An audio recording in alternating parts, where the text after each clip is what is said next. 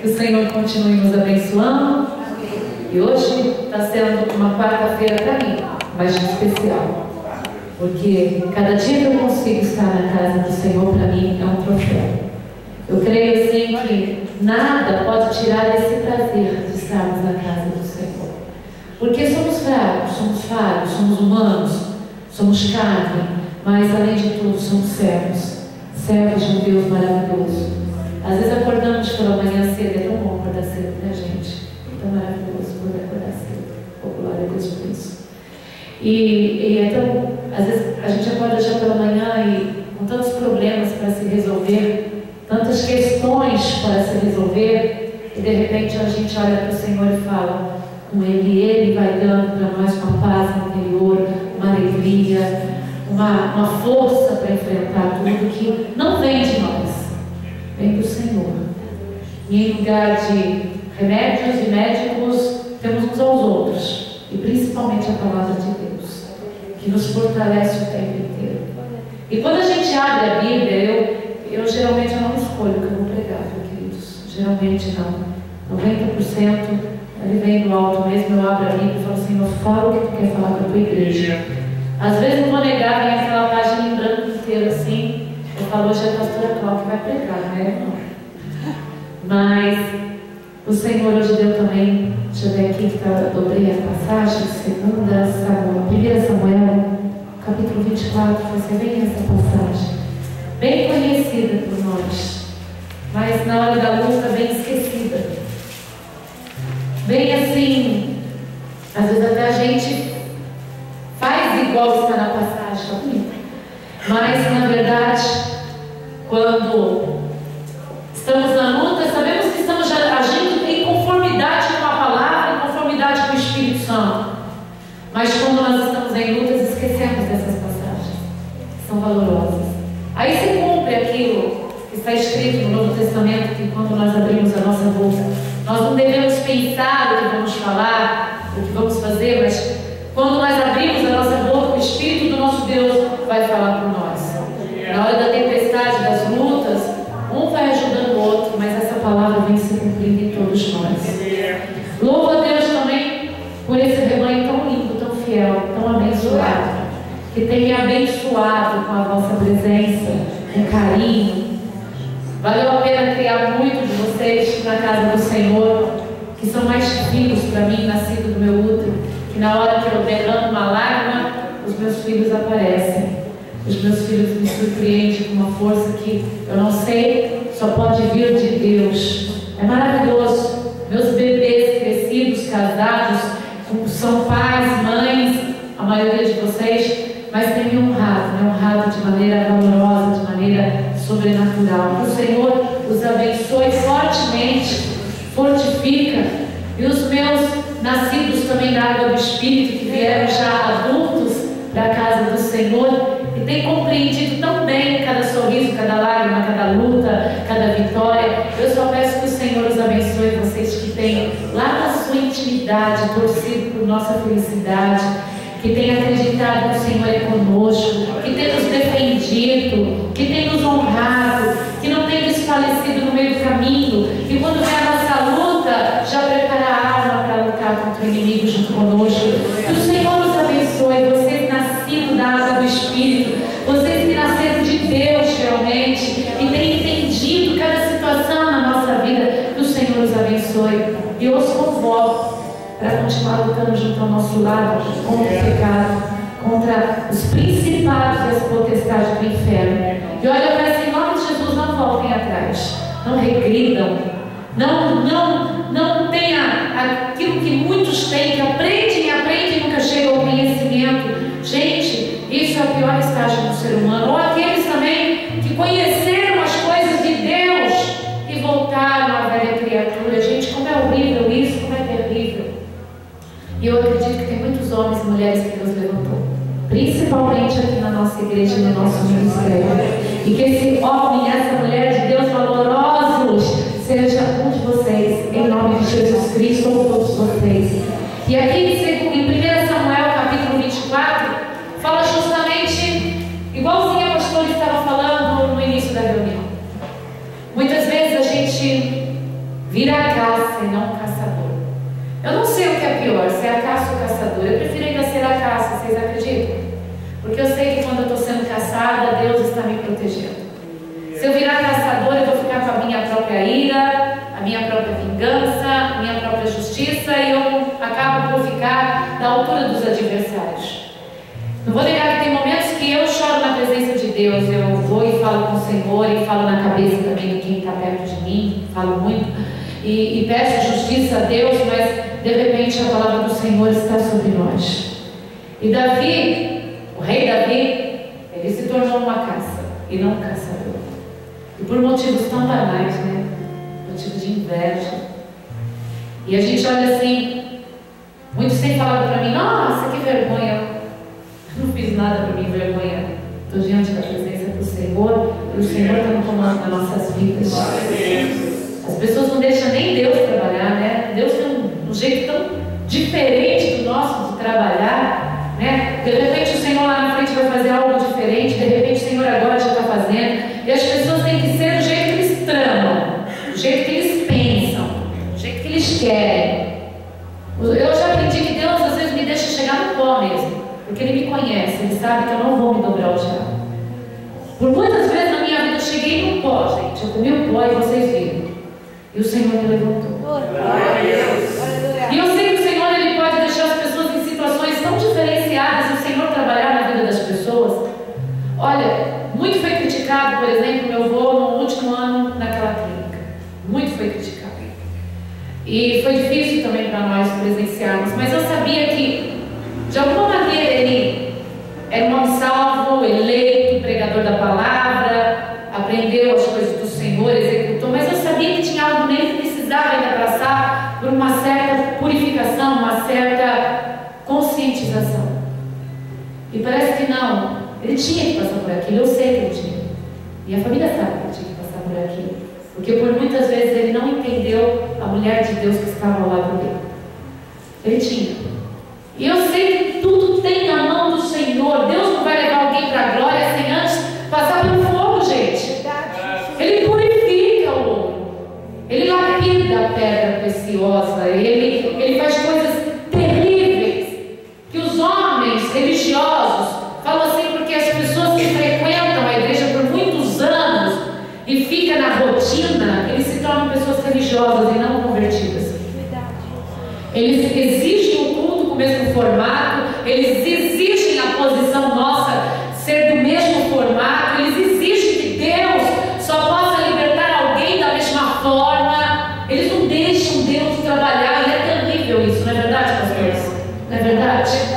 Eles exigem que Deus só pode libertar uma pessoa sentada no banco, assistindo o culto, ou caindo endemoniada, e Deus, Ele leva às vezes a pessoa como Ele levou Jonas na barriga do grande peixe, para ficar emaranhado das entranhas de um grande peixe, para ser cuspido numa praia. E olha que ainda Jonas, depois de tudo isso, ainda era orgulhoso e teimoso, mas Deus trabalhou dessa maneira.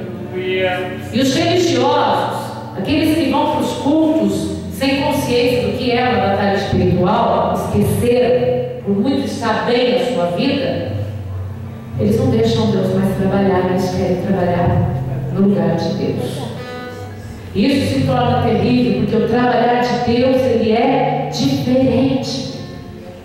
E eu falei e falo de novo para vocês já viram eu chegar no pó muitas vezes em muitos sentidos na vida, mas em todo o tempo, eu, a pastora Cláudia, nós glorificamos ao Senhor. E o mais incrível, quando as pessoas pensam que a gente está no pedestal, é ali que a nossa alma está mais no chão, às vezes.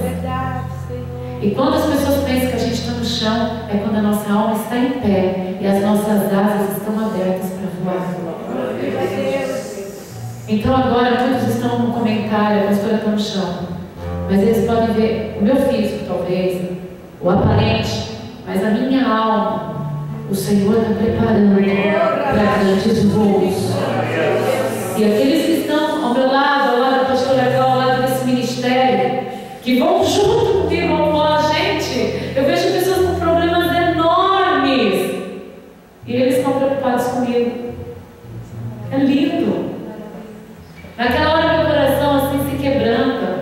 Pessoas de idade, pessoas jovens, pessoas que estão no cárcere, desgraça, de pessoas que estão em momentos de tribulação, de sufoco, e eles estão chorando por mim, pela pastora Cláudia, pela minha vida. Eu creio que nesse momento que eles tenham derramado de lágrimas, que vocês tenham derramado de lágrimas por nós, eu sei que o Senhor está regando o seu próprio jardim, meu amado, minha amada, e vai florescer, e Deus vai fazer algo maravilhoso na vida dessas pessoas ungidas, abençoadas, porque eu que não sou Deus, estou vendo a diferença entre meu rebanho, entre um e outro, quanto mais o Senhor que conhece o coração do homem e da mulher.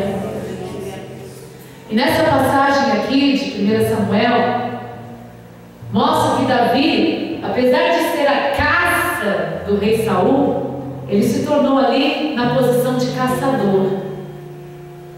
E ele não usufruiu dessa posição. Eu vejo a pastora Cláudia, ela prefere estar na posição de ser perseguida, mal falada, injuriada. E muitas vezes eu faço como os homens que ajudavam Davi. O Senhor te deu o teu inimigo na tua mão, agora é hora de você agir. E ela fala, não, acautelar. Deixa que o Senhor vai fazer a justiça. O Senhor é santo. Ele sabe trabalhar dele na vida, desde uma criança até de um homem, de uma mulher, de um idoso. Porque muitas vezes a gente olha para um idoso e a gente não sabe quanto mal há ali dentro. A gente olha para um semblante e às vezes o semblante está tão marcado de angústia, a gente não vê o quanto tem de bem ali dentro. Verdade. A gente é incapaz, a gente julga pelos atos, muitas vezes, que as pessoas são levadas a fazer, pelas legiões, pelo maltrato. Mas a gente é incapaz de julgar através da oração. E eu quero que o povo da casa de Israel possa começar a avaliar uma pessoa não pelo que ela demonstra por fora, mas porque ela clama por dentro. Como a pastora Cláudia falava no início da reunião, e graças a Deus foi filmado, para que meus amados possam ver, a gente não pode julgar as pessoas pelo mesmo pecado. E às vezes a gente cai nessa astúcia de Satanás. Olha, aquela pessoa é má porque ela é adulta, aquela pessoa é má porque ela tem uma conduta sexual errada, aquela pessoa é má porque ela roubou. Gente, há um clamor dentro de cada ser humano que é diferenciado. Há pessoas que agora estão deitadas em camas alheias e estão clamando para Deus fazer a diferença e tirá-los daquela situação. E há pessoas que estão falando em Deus e estão com o coração perturbado, cheio de malícia, cheio de inveja, cheio de maldade. E o Espírito Santo, o grande juiz, o grande advogado, ele tem advogado a causa daqueles que clamam, aqueles que por dentro têm olhado para o Senhor e implorado a tua misericórdia. Deus faz a diferença. A pastora Cláudia falava, né, se fosse para olhar para tudo que fizemos e não houve tanto resultado aos olhos humanos, porque aos olhos de Deus há. A gente deixaria de pregar, de falar. E eu só fico assim, Senhor, não deixa o que eu estou passando influenciar para que eu não possa pregar. A única coisa que eu pedi para Deus durante toda a minha vida, em nenhum momento eu interrompi esse pedido, foi que o Senhor permitisse que eu pudesse levar a palavra dele. A única coisa que eu implorei para o Senhor é que ele não calasse os meus lábios de adorar e pregar o Evangelho. A única coisa que eu peço para o Senhor de noite é que eu possa continuar pregando o Evangelho até eu envelhecer, até eu fechar os meus olhos e ser chamado ao sono do esquecimento. Eu quero pregar que Jesus é o Senhor. Eu quero pregar libertação, vitória, vida. Eu quero pregar esse clamor que não para, que não cessa, esse clamor de vitória, aleluia. Eu acho que os meios de comunicação, eles transmitem tanta derrota, tanta desgraça, tanta coisa ruim, né? Novela, meu Deus! Se você está passando o canal e tem a novela, você fala, meu Deus, então a pessoa está imitando novela. As pessoas imitam as novelas. As pessoas foram criadas por novela, né? Na minha casa, desde pequena, meus pais não assistiam novela, então eu fui criada pelo Pururuca, pelo palhaço Pururuca. A gente assistia coisas inocentes, a gente assistia coisas bobas, né? Mas as pessoas foram criadas com novela, gente, criado, aprendendo a bater porta. Gente, porta foi feita para uma divisória, para fechar e abrir, para ter uma privacidade. Porta não foi feita para se tacar na cara da esposa nem do marido. Gente, que coisa horrível filhos. E na novela passa que é bonito, bater porta na cara do outro, bater porta na cara do outro machuca, dói, bate no corpo, ofende, além do físico da gente, a alma. Meus pais me ensinaram que a porta era para fechar, para ter uma privacidade. Não pare interromper algo, uma convivência, estupidamente. E a novela passa isso, e 2 segundos que ontem, por milésimo de segundo, ligamos a televisão, a pastora falou: meu Deus, isso é a novela. Eu falei: agora entendo de onde vem tanta batição de porta na vida das pessoas. Não imita, queridos, não imita. Saia, fuja da aparência do Satanás, fuja da aparência do mal, fuja daquilo que maquina. Outra coisa que as novelas passam: a mulher que é bem sucedida, a mulher que é empresária, a mulher mais madura, ela é a megera da história, ela é a maldita que sempre tem que ser tirado tudo dela, e as pessoas crescem com essa visão diabólica, satânica. E a minha visão é que uma mulher ou um homem que conseguiu vencer na vida, ele lutou muito, seja de um jeito ou do outro, lutou muito, ralou muito, se doou muito, né? Participou de muita batalha e tem o direito de sentar na sua cadeira, seja de balanço, seja no escritório, seja na cozinha, e tem o direito de ser feliz com aquilo que lutou para ter. O diabo, ele trabalha na mente das pessoas.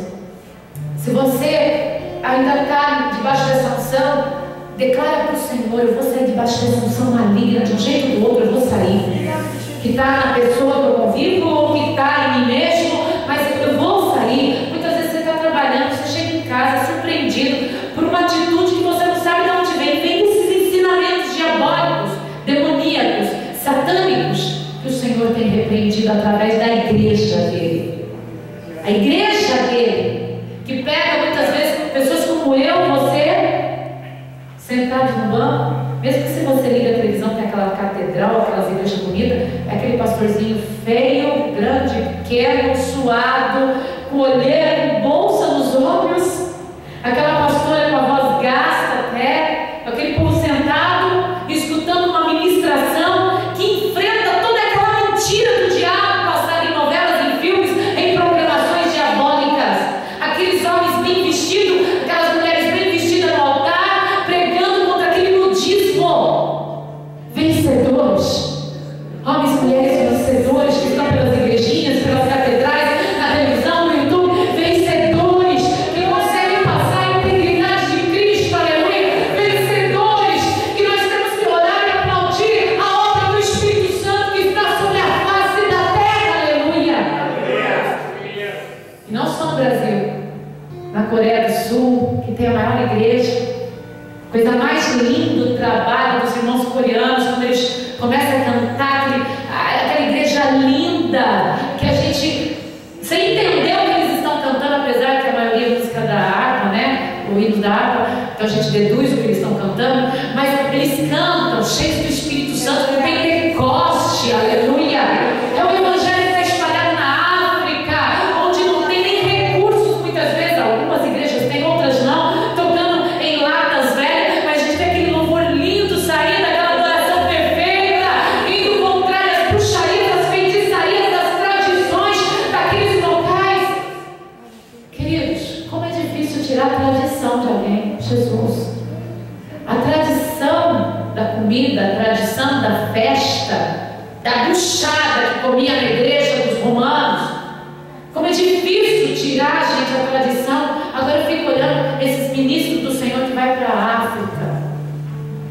Gente, quanta tradição, fala aí, Marcos, né, Carlos? Quanta tradição há naquele povo africano com a bruxaria, a feitiçaria, que aquele povo é escravo. Não é uma coisa, eu agora mudei de religião, vou para a bruxaria. É assim passado de tataravô para eles, é um costume de vida. E aqueles homens de Deus, aquelas mulheres de Deus, gente, eu estou falando, estou gelando, eles chegam lá e levam esse evangelho igual aqui, eles cantam na presença de Deus, dançam na presença de Deus, deixam as bruxarias, as feitiçarias, as comidas oferecidas a Satanás. Isso só pode ser o lindo trabalhar do Espírito Santo, aleluia. Meus irmãos que vêm das famílias orientais, quantas tradições foram quebradas em vocês? Quantas tradições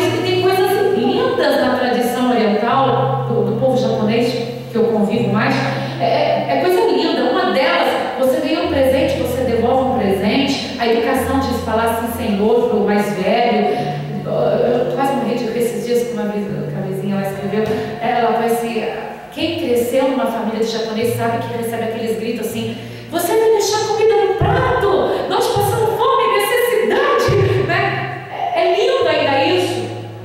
Mas quanto foi quebrado das tradições malignas, diabólicas, satânicas, que esse povo de Deus aceita Jesus e passa a ter um comportamento diferenciado. Isso só pode ser o Espírito Santo de Deus. Outra coisa que eu admiro no povo de Deus, o convertido, é a confissão. Gente, porque as tradições de cada família é diferente. E se tem uma frase que eu escutei muito, segredo da nossa família vai morrer no túmulo. Gente, eu escutei muito isso.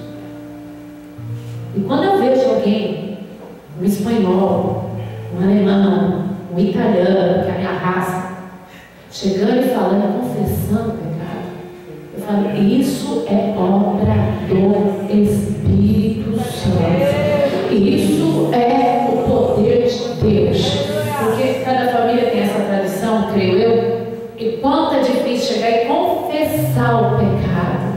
Vai, morre, vai para o túmulo, aquela maldição. Aí chega a próxima geração. Por que é incesto na nossa família? Não sei. Por que o câncer na nossa família? Não sei. Por que houve aquela pessoa tem um trauma tão forte que foi parar no psiquiatra, no hospital de não sei, ninguém sabe nada. Mas quando chega no povo de Deus, eu falo, olha, eu sou um miserável pecador, porque eu fui isso, fui aquilo, eu fiz aquilo outro, eu fui sujo ali, eu fiz aquilo lá, e eu não mereço a presença do Senhor. Gente, ali Deus quebra as maldições de geração. Ali pode falar que o ímpio, as maldições vai até a 40 geração, mas a bênção da geração do ímpio vai até 1000 gerações, porque alguém chega e fala, eu fiz, eu bebi, eu usufruí das coisas do diabo, eu fiz o sexo ilícito, mas Jesus me curou, aleluia. Jesus me libertou, aleluia. Jesus está me libertando, aleluia. Quebra as maldições, a quebra das enfermidades, aleluia. Aleluia. Olha, tem uma doença que ninguém pode falar o nome, é o câncer. Câncer. E é muito bom enfrentar e falar, olha, seja um aneurisma, seja um câncer, seja uma hepatite, que a família toda vai morrendo daquilo. Enfrenta, ora, leva no altar do Senhor. Aí o Senhor faz a diferença.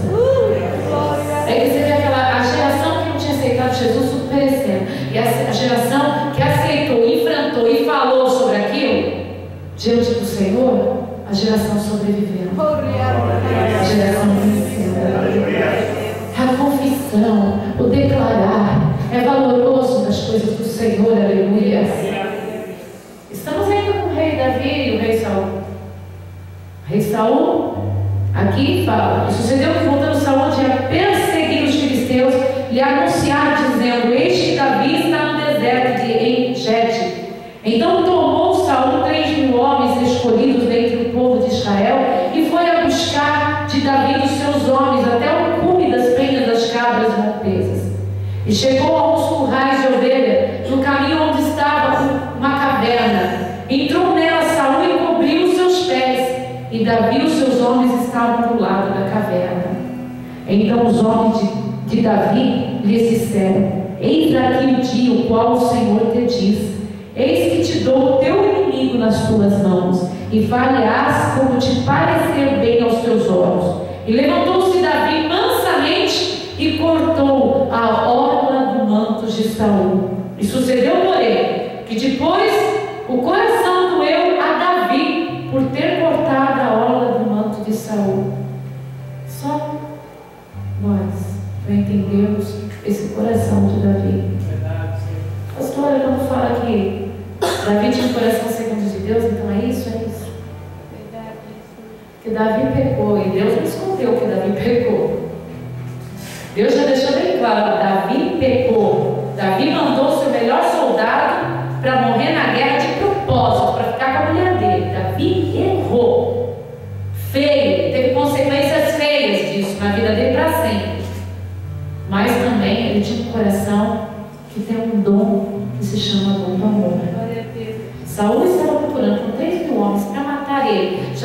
seguia ele por todo o deserto. Era o momento que Davi podia pegar o rei Saul. O rei Saul era invejoso, maquinava o mal, não aceitava a ação de Deus, que muitas vezes ele errou. Por exemplo, ele foi procurar adivinhos, foi procurar feiticeiros, ele foi procurar tipo quem fala com os mortos, necromancia pela palavra de Deus.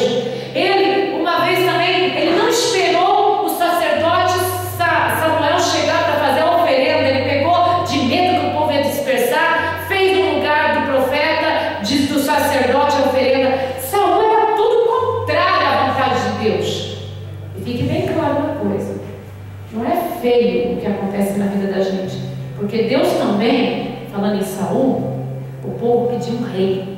E Deus pegou um homem, um jovem, bonito, era o mais alto entre o povo, aquele jovem que estava procurando as jumentas do pai dele que havia fugido. É isso aí, pastor Júlio? Aí o Senhor o selecionou para ser o primeiro rei de Israel. O Senhor investiu em Saul, o Senhor colocou nele grandeza, sabedoria, poder. Então fica feio para Deus porque ele escolheu Saul para ser o primeiro rei? Não fica. Ele deu a chance. Ele preferiu a glória do mundo do que a glória de Deus. Aí Deus levantou Davizinho, formoso, bonito também, mas para liderar o povo dele com o coração já segundo o coração de Deus. Glória a Deus. E daí era o momento que Davi poderia se vingar. E aqui fala que ele de cortar o vestido. De cortar o vestido de Saul, ele ficou triste. Ele não fez por medo, ele não fez por dó, compaixão. É isso que você tem, pastora Cláudia. Dó e compaixão. É isso que nós temos. É inexplicável. A gente não consegue nem cortar um pedaço da orla do vestido dos nossos inimigos. Isso dói. A gente fala, garganteia, mas na hora que a gente vai para fazer, a gente não consegue. Verdade. Machuca. E vocês conhecem bem nós, né? E disse aos seus homens: o Senhor me guarde de que eu faça tal coisa ao meu Senhor, ao ungido do Senhor, estendendo eu a minha mão contra ele, pois é ungido do Senhor. E com estas palavras Davi conteve os seus homens e não lhe permitiu que se levantasse contra Saul. E Saul se levantou da caverna e prosseguiu o seu caminho, sem nem perceber que Davi poderia ter matado ele. Ele nem percebeu. Depois também Davi se levantou e saiu da caverna e começou a gritar por detrás de Saul, dizendo: Rei, meu senhor! E olhando Saul para trás, Davi se inclinou com o rosto em terra e se prostrou. E disse Davi a Saul: por que das tu os ouvidos às palavras dos homens que dizem: eis que Davi procura o teu mal? Além de brotar do coração de Saul, ainda ele ouvia contra Davi as coisas. Eis que este dia os teus olhos viram que o Senhor hoje te pôs em minhas mãos nesta caverna, e alguns disseram que te matasse. Está vendo ali falando igual eu? Porém a minha mão te poupou, porque disse: não estenderei a minha mão contra o meu Senhor, pois é ungido do Senhor. Olha, pois, meu pai, vê aqui a orla do teu manto na minha mão, porque cortando-te eu a orla do manto, não te matei. Adverte, pois, e vê que não há na minha mão nem mal, nem prevaricação nenhuma, e não pequei contra ti, porém tu andas à caça da minha vida para me atirares. Julga o Senhor entre mim e ti. Vingue-me o Senhor de ti, porém a minha mão não será contra ti. Como diz o provérbio dos antigos: dos ímpios procede a impiedade, porém a minha mão não será contra ti. Olha que lindo, não, gente? Após quem saiu o rei de Israel, quem persegues? A um cão morto ou a uma pulga? Assim que Davi se sentiu, um cão morto, uma pulga. Assim que você se sente muitas vezes, não é assim? O Senhor, porém, será o juiz, e julgará entre mim e ti, e verá e advogará minha causa, e me defenderá da tua mão. E sucedeu que, acabando Davi de falar a Saul todas essas palavras, disse Saul. A gente fala assim: meu Deus, será que as pessoas são fingidas quando falam as coisas bonitas? Será que elas querem enganar? Não, gente, são de duplo ânimo mesmo pela palavra de Deus.